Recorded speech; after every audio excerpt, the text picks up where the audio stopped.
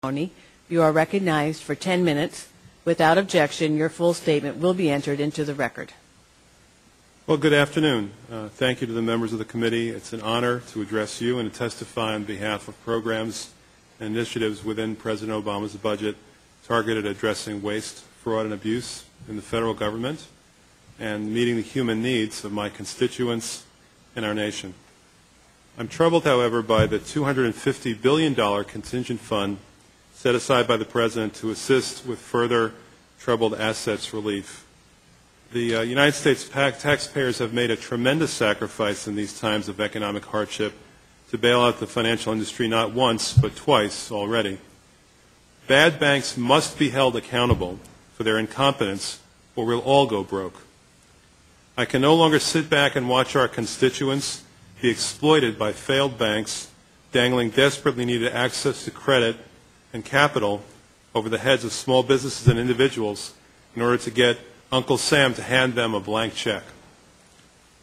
I realize that the $250 billion is not a direct request for funds.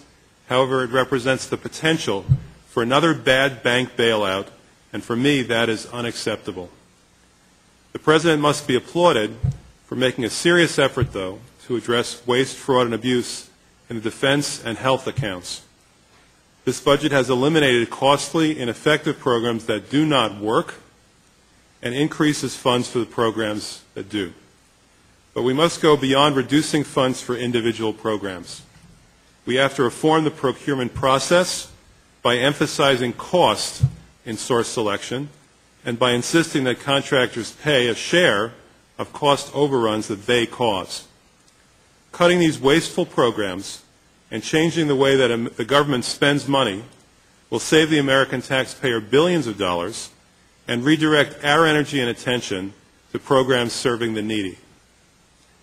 I am also glad to see that the costs of the wars in Iraq and Afghanistan are finally exposed for what they are in the budget process, because now is the time to be completely transparent and accountable for the billions of dollars that we are spending in Iraq and Afghanistan at a time when our needs at home are so great. I care much more about the well-being of Floridians than I do about the well-being of Shiites, Sunnis, and Kurds. The Iraq War has cost America at least $1.5 trillion in tax dollars, and for that money that we've doled out to pay for the war, we could have provided health care coverage to every American who doesn't have it. In fact, for a tiny fraction of what we've paid, we could have hired every single adult Iraqi for the past 6 years, which would have done a lot more to rebuild Iraq than KBR ever has. Regardless of that, I'm pleased to see that the President's priorities are to take care of needs here at home. Although I would prefer to draw down our troops immediately from Iraq and transfer those billions of dollars to domestic programs long neglected by President Bush, I'm pleased to see that President Obama will champion increases in spending in health care, education, and expanded benefits for our veterans, the elderly, and our children. And to do this while reducing taxes on the great majority of Americans.